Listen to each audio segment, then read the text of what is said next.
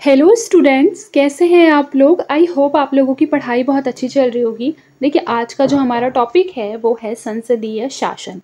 ठीक है, तो चलिए शुरू करते हैं। सबसे पहले ये बताइए कि संसदीय शासन से आप लोग क्या समझते हैं। अगर ये क्वेश्चन जो है अगर आप लोगों के दिमाग में भी आता है कि संसदीय शासन होता क्या है, तो याद रखिएगा कि संसदीय शासन जो है वो एक ऐसी व्यवस्था है जिसमें कि जो एग्जीक्यूटिव होती है, एग्जीक्यूटिव को हिंदी में क्या बोलते हैं, कार्यपालिका। कार्यपालिका किसके प्रति जो होती है उत्तरदायी होती है, विधायिका के प्रति उत्तरदायी होती है संसदीय शासन में। इसमें क्या होता है, सरकार का जो प्रमुख होता है वह संसद के विश्वास पर कार्य करता है। और आप लोगों को पता है कि संसदीय शासन में अगर बोला जाए कि सरकार का जो प्रमुख है वो कौन होते हैं, प्रधानमंत्री होते हैं। और प्रधानमंत्री किसके प्रति उत्तरदायी होते हैं, संसद के विश्वास पर वह कार्य करते हैं। इस बात को याद रखिएगा। और हमारी जो शासन पद्धति है, जो संसदीय शासन है, वह बेसिकली क्या है, दोहरी संरचना रखती है, जिसमें कि राज्य का जो प्रधान होता है वह क्या होता है, राज्य का प्रधान, राज्य का संवैधानिक प्रधान जो है उसे बोलते हैं, प्रेसिडेंट को बोलते हैं। ठीक है, और एक होता है सरकार का प्रधान। सरकार का जो प्रधान होता है यानी कि उसके पास क्या होगी, वास्तविक शक्ति होगी। वास्तविक शक्ति किसके पास होती है, ऑब्वियस सी बात है, प्रधानमंत्री के पास होती है। ठीक है, तो इस तरीके से कार्यपालिका की यहाँ दोहरी संरचना है, जिसमें एक होता है राज्य का प्रधान जो कि प्रेसिडेंट होते हैं, और एक होता है सरकार का प्रधान जो कि प्रधानमंत्री होते हैं। ठीक है, इतना आपको समझ में आया होगा आई होप। देखिए, यहाँ पर लिखा भी हुआ है कि जो हमारा संसद है वो बेसिकली 3 लोगों से मिलकर बनता है। एक होता है राष्ट्रपति, राज्यसभा और लोकसभा। इसको याद रखना है, ये तीनों से मिलकर कौन बनते हैं, संसद बनते हैं, जिसमें राष्ट्रपति जो है वो कार्यपालिका का प्रमुख है, राज्यसभा और लोकसभा विधायिका। ठीक है, और इसके अतिरिक्त अगर आता है एक और, न्यायपालिका। ठीक है, देखिए फिर सेकंड यहाँ पे लिखा है सामूहिक उत्तरदायित्व। इसको बोलते हैं इंग्लिश में कलेक्टिव रेस्पॉन्सिबिलिटी। याद रखिएगा कि संसदीय शासन प्रणाली का यह एक बहुत महत्वपूर्ण सिद्धांत है। इसका जो अर्थ होता है वो होता है कि जो मंत्री परिषद होते हैं, मंत्री परिषद जो है वह क्या होते हैं, लोकसभा के प्रति उत्तरदायी होते हैं। इस बात को याद रखिएगा। फिर देखिए मंत्री परिषद में कौन कौन आते हैं, मंत्री परिषद में प्रधानमंत्री, अन्य कैबिनेट मंत्री, राज्य मंत्री इत्यादि आते हैं। फिर आगे देखिए विशेषताएं क्या क्या होती है संसदीय शासन की। तो फर्स्ट लिखा होगा कि संसदीय शासन में मंत्री परिषद के जो निर्णय है उसका सभी मंत्री परिषद के सभी सदस्य बचाव करेंगे। यानी कि जो निर्णय जो है मंत्री परिषद का है उसको क्या करना होगा, सभी मंत्री परिषद के जो सदस्य होंगे उस निर्णय का बचाव करेंगे, यानी कि उसको समर्थन देंगे। अतः मंत्री परिषद के निर्णय से मंत्री परिषद का कोई भी सदस्य असहमत नहीं हो सकता है। ठीक है, इस बात को याद रखना है। फिर आगे देखिए लोकसभा के द्वारा समूचे मंत्री परिषद के विरुद्ध अविश्वास पारित किया जाता है, याद रखिएगा। फिर देखिए लिखा है यदि लोकसभा में किसी भी मंत्री विशेष के विरुद्ध मतदान जो है वो पारित हो जाता है, या फिर मंत्री जो है वो मतदान से पराजित हो जाता है, इसलिए संसदीय शासन को कैबिनेट शासन भी कहा जाता है, जो कि एक टीम का शासन है। यानी कि अगर ये बोल दें कि इस टीम में अगर मजबूती होगी, ये टीम जो है वो सुदृढ़ता से कार्य करेगा, एकता के साथ, सहभागिता के साथ कार्य करेगा, तभी क्या होगा, यह शासन पद्धति मजबूत होगा। बिल्कुल वैसे ही जब कोई भी जैसे स्पोर्ट होता है, कोई भी ऐसे मतलब मान लीजिए कि क्रिकेट ही खेल रहे हैं, अगर उसमें 11 टीम मतलब जो 11 सदस्य उसमें है, 11 मेंबर की जो एक टीम बनती है, अगर वो जो 11 प्लेयर हैं उनकी सबकी अलग अलग विशेषताएं, ठीक है, और वो मिलकर क्या कर रहे हैं, अपनी विशेषताओं को प्रकट करके सहभागिता के साथ खेल रहे हैं, तभी क्या होते हैं, वो खेल में जीतते हैं। बिल्कुल उसी तरीके से यहाँ कैबिनेट का शासन भी होता है। मान लीजिए कि सारे मंत्री जिनको प्रधानमंत्री ने क्या किया है, चुना है, ठीक है, वो सारे ही क्या है, अपने अपने क्षेत्र में बहुत अच्छे से मिलकर कार्य कर रहे हैं। ठीक है, तो इस प्रकार क्या होगा, विश्वास जो है वो बढ़ेगा प्रधानमंत्री के लिए।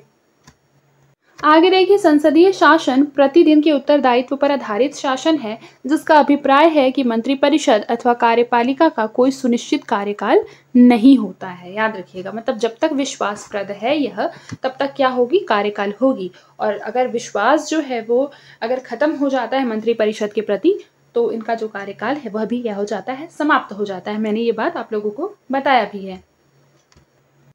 आगे देखिए, संसदीय शासन में जो है शासन सत्ता के दो केंद्र होते हैं। राष्ट्रपति संवैधानिक प्रधान होता है, जबकि प्रधानमंत्री को वास्तविक प्रधान कहा जाता है। फिर देखिए क्या लिखा है, संसदीय शासन में प्रधानमंत्री की भूमिका सर्वाधिक निर्णायक होती है। प्रधानमंत्री समकक्षों में प्रधान कहा जाता है, यानी कि जो प्रधानमंत्री यानी पीएम होता है वह क्या होता है, उनके जितने समकक्ष होते हैं उन सबका प्रधान होता है। अब देखिए सेकंड टॉपिक है अध्यक्षीय शासन प्रणाली। जब भी आप संसदीय शासन प्रणाली पढ़ते हैं तो आपके लिए अध्यक्षीय शासन प्रणाली को समझना, उससे तुलना करना जो है वो आवश्यक हो जाता है। देखिए अध्यक्षीय शासन प्रणाली जो होता है, जिसे हम कहते हैं प्रेसिडेंशियल सिस्टम ऑफ गवर्नमेंट, ये काफ़ी ज़्यादा इंपॉर्टेंट है आप लोगों के लिए। याद रखिएगा कि यह एक ऐसी शासन की व्यवस्था है जिसमें जो एग्जीक्यूटिव होता है, एग्जीक्यूटिव यानी कार्यपालिका, कार्यपालिका का जो बेसिकली प्रधान होता है या फिर प्रमुख होता है, कार्यपालिका का प्रमुख कौन होते हैं, मैंने आपको जस्ट बताया है, प्रेसिडेंट। तो जो प्रेसिडेंट है वो जनता के द्वारा प्रत्यक्ष रूप से चुना जाता है और वह क्या होता है, विधायिका से स्वतंत्र होता है। यानी कि भारत में ऐसा नहीं है कि प्रेसिडेंट जो है वो क्या होंगे, प्रत्यक्ष रूप से चुने जाएंगे। ऐसा है क्या? नहीं है। आप लोग प्रेसिडेंट के लिए वोट नहीं देते हैं, ठीक है। लेकिन जो अध्यक्षीय शासन प्रणाली है उसमें ऐसा होता है। यानी कि आप लोगों ने अभी देखा होगा, अमेरिका का चुनाव हुआ था, उस टाइम पे देखा होगा कि वहां पर ऐसा होता है। क्यों? क्योंकि यूएसए में क्या है, अध्यक्षीय शासन प्रणाली है, ठीक है। और याद रखिएगा कि जो वहाँ की जो बेसिकली जो एग्जीक्यूटिव होती है वह लेजिस्लेचर से क्या होती है, स्वतंत्र होती है। हालांकि जो भारत में ऐसा बिल्कुल भी नहीं है। याद रखिएगा कि जो अध्यक्षीय शासन प्रणाली है उसमें राष्ट्रपति ही क्या होता है, राज्य का प्रमुख होता है और सरकार का भी प्रमुख होता है। जबकि मैंने आपको संसदीय में बताया कि राज्य का प्रमुख तो प्रेसिडेंट होता है, लेकिन सरकार का प्रमुख प्रधानमंत्री होता है। जबकि अध्यक्षीय शासन प्रणाली में चाहे वो सरकार का प्रमुख हो या राज्य का प्रमुख हो, दोनों ही क्या होते हैं, प्रेसिडेंट होते हैं। याद रखिएगा कि अध्यक्षीय शासन प्रणाली कहाँ है, यूएसए में। यहाँ कुछ स्टेटमेंट लिखे गए होंगे जो कहीं ना कहीं इसकी विशेषताएं दर्शा रहे होंगे अध्यक्षीय शासन प्रणाली की। आइए एक बार इसको भी पढ़ लेते हैं। सबसे पहले लिखा है कि जो राष्ट्रपति बेसिकली अध्यक्ष होते हैं, उन्हें कहा जाता है अध्यक्ष। राष्ट्रपति शक्ति का केंद्र होता है। फिर है राष्ट्रपति सीधे जनता के द्वारा निर्वाचित होता है। राष्ट्रपति ही संवैधानिक एवं वास्तविक कार्यपालिका दोनों है, जैसे मैंने बताया। फिर आगे देखिए क्या लिखा है, राष्ट्रपति जनता के प्रति उत्तरदायी होता है। फिर उसके बाद देखिए क्या लिखा है कि अध्यक्षीय शासन में मंत्रिमंडल विद्यमान होता है, लेकिन मंत्रिमंडल का शासन नहीं होता। यानी मंत्रिमंडल विद्यमान तो है लेकिन उसका इनडायरेक्टली या डायरेक्टली रूप से शासन नहीं है। अतः मंत्रिमंडल राष्ट्रपति के अधीन होता है। क्या होता है, राष्ट्रपति के अधीन होता है। फिर आगे देखिए अगला पॉइंट है कि व्यक्ति का शासन, यानी अध्यक्षीय शासन प्रणाली को व्यक्ति का शासन कहते हैं, जो कि क्या होती है, अध्यक्षीय शासन प्रणाली जनता के प्रति उत्तरदायी होती है। फिर देखिए अध्यक्षीय शासन में राष्ट्रपति का जो कार्यकाल होता है वो निश्चित होता है। अतः अमेरिकी संविधान सभा ने लोकतांत्रिक शासन में स्थायित्व पर बल दिया है। देखिए ये जो यहाँ पे चार्ट बना है ये बहुत ज़्यादा इंपॉर्टेंट है, बिकॉज यहाँ पर क्या किया गया है, कंपैरिजन किया गया है जो अध्यक्षीय शासन प्रणाली है और जो संसदीय शासन प्रणाली है उन दोनों के बीच। आइए देखते हैं। सबसे पहले देखिए विधायिका जो है, याद रखिएगा विधायिका का जो अपर सदन होता है अध्यक्षीय शासन में उसको सीनेट बोलते हैं। अपर हाउस जो है, अपर हाउस इंडिया में क्या है बताइए, अपर हाउस इंडिया में क्या है, राज्यसभा है। बिल्कुल सही, इसको आरएस लिख देते हैं, राज्यसभा, ठीक है। और विधायिका का जो लोअर हाउस है वो है प्रतिनिधि सदन। क्या है, प्रतिनिधि सदन। जबकि आप लोग देख रहे होंगे कि विधायिका में जो संसदीय शासन की जो व्यवस्था है उसमें लोअर हाउस होता है लोकसभा, ठीक है, अपर हाउस राज्यसभा। फिर देखिए कार्यपालिका, कार्यपालिका का जो बेसिकली प्रमुख है मैंने पहले बताया राष्ट्रपति, फिर उपराष्ट्रपति, फिर मंत्रिमंडल, ठीक है। और ये सभी 4 वर्ष के लिए।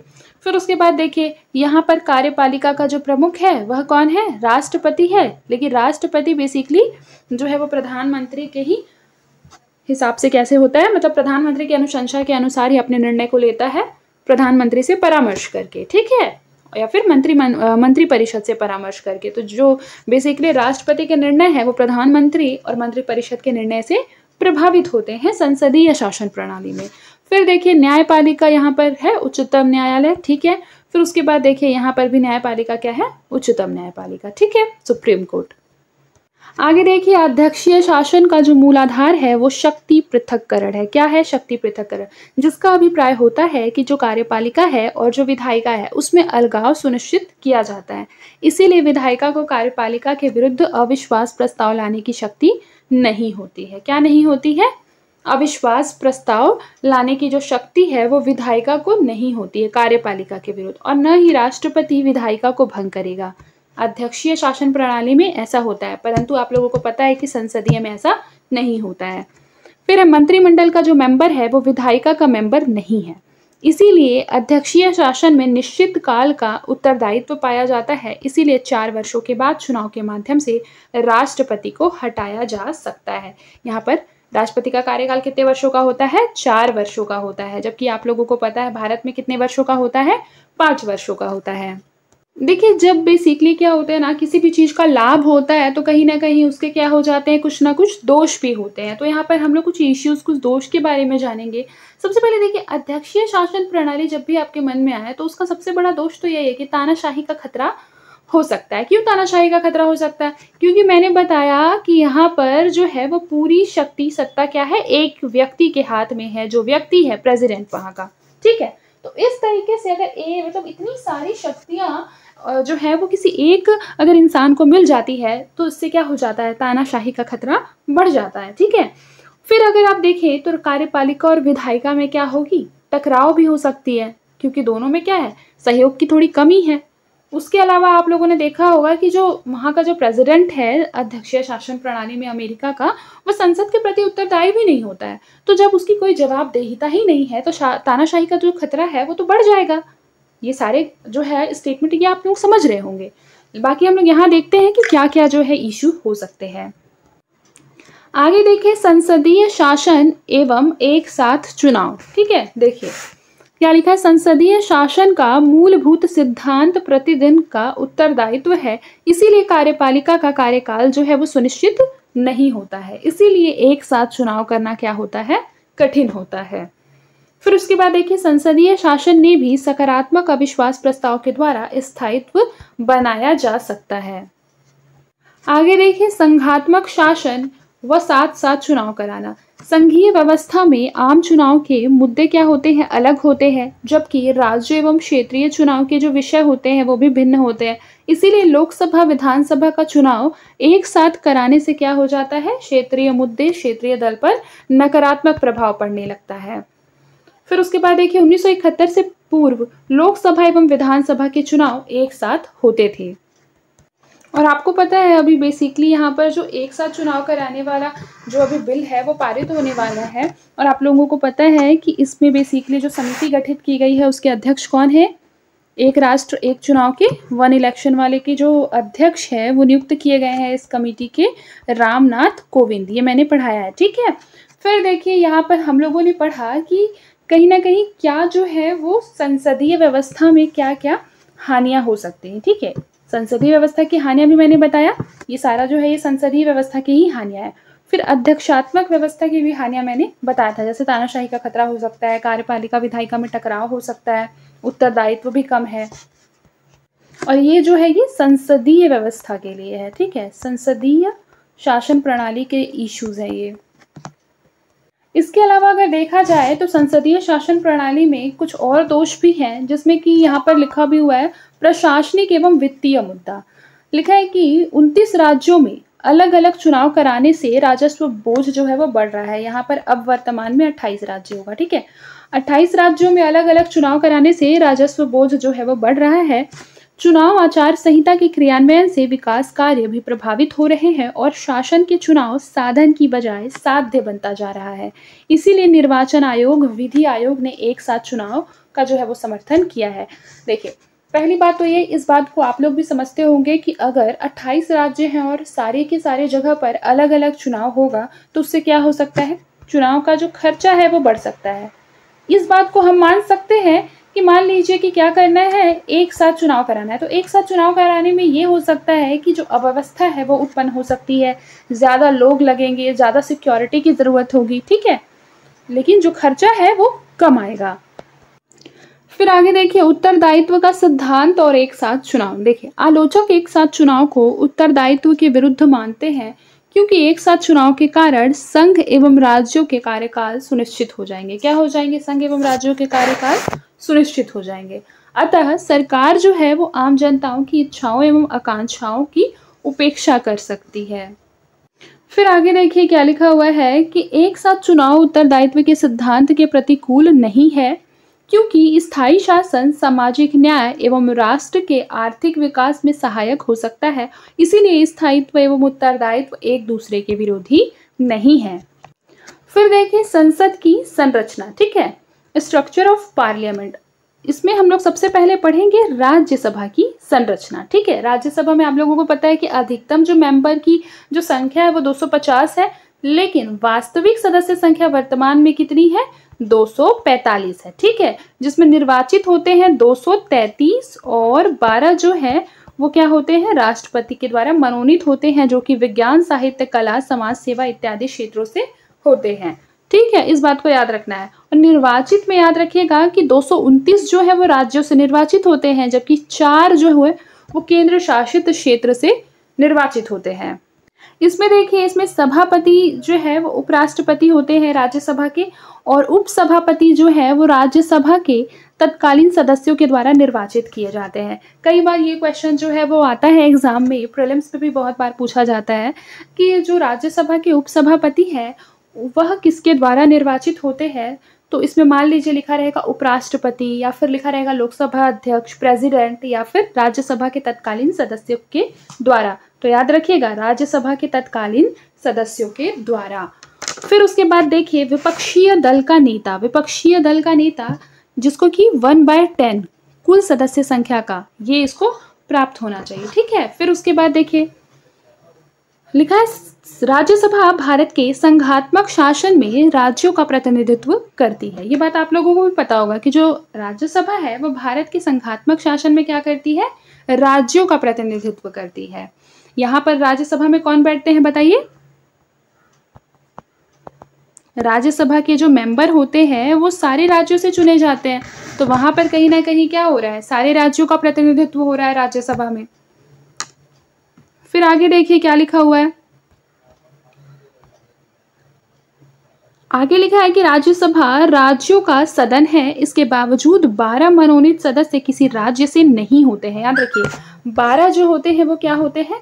किसी भी राज्य से नहीं होते हैं, जो राज्यसभा का गैर संघात्मक लक्षण है। फिर देखिए राज्यसभा में दिल्ली एवं पुदुचेरी केंद्र शासित क्षेत्रों को भी शामिल किया गया है, जो कि संघात्मक धारणा के विरुद्ध है। क्या है? संघात्मक धारणा के विरुद्ध है।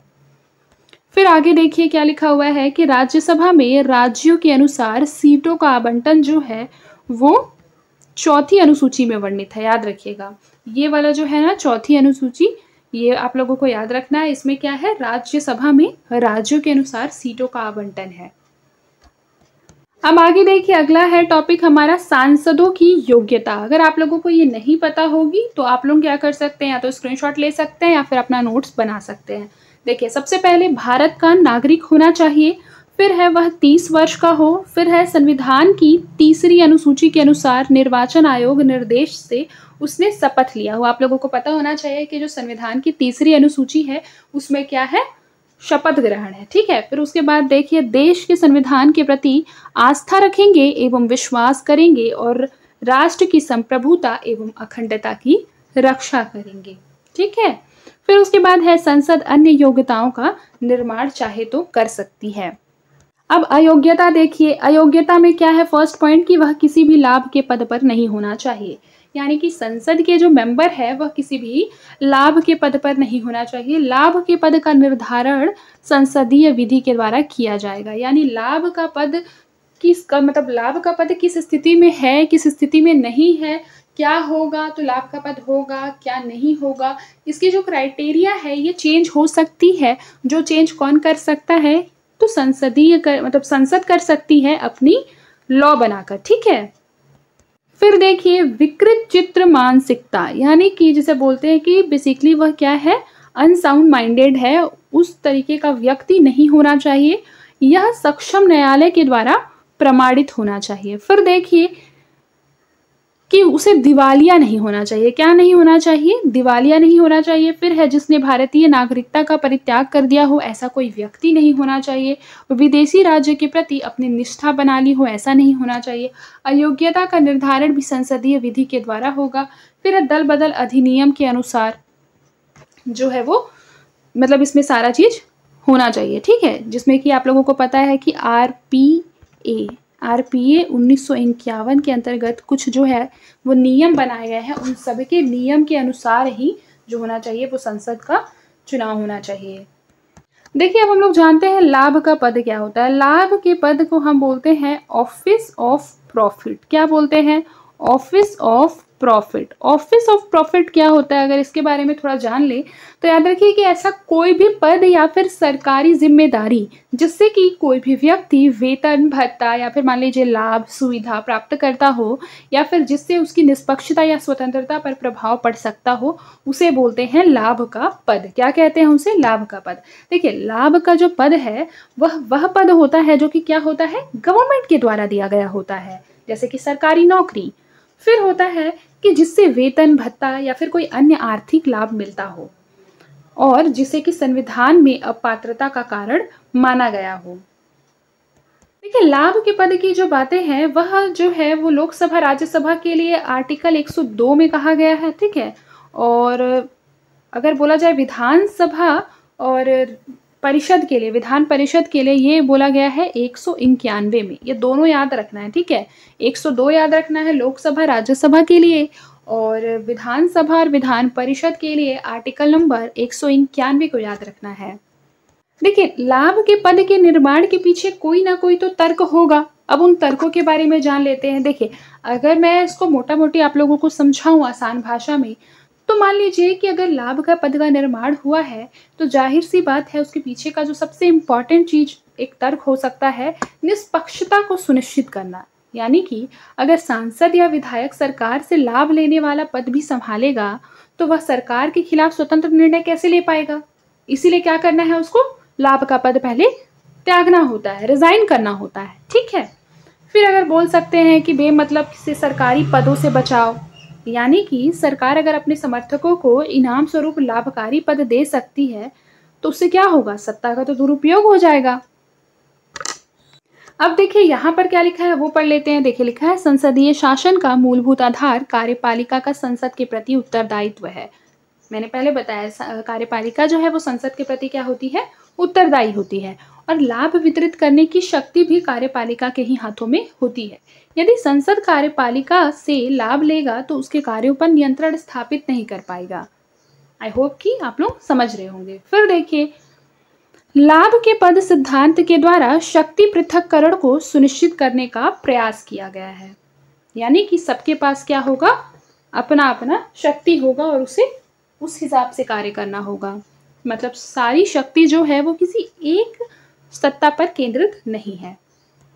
अब देखिए लाभ के पद का अभिप्राय। फर्स्ट पॉइंट है कि संविधान में लाभ के पद को परिभाषित नहीं किया गया है, जिसे कि 1959 में संसदीय अधिनियम के द्वारा अनेक पदों को लाभ के पद के दायरे से बाहर रखा गया, ठीक है।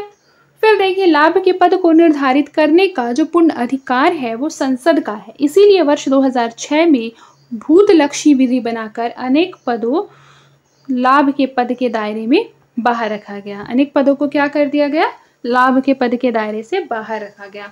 आप लोगों को मैंने बताया भी है कि भूतलक्षी विधि बनाकर, यानी भूतलक्षी विधि क्या होती है ये मैंने पुराने सारे क्लासेस में पढ़ाया है।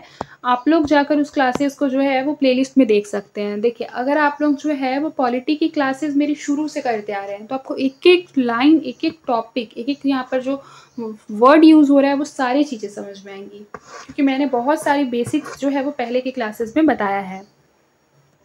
फिर देखिए उच्चतम न्यायालय का निर्णय। तो याद रखिए कि जया बच्चन वाद मामले में उच्चतम न्यायालय ने कहा कि अवैतनिक पद भी लाभ के पद के दायरे में होगा।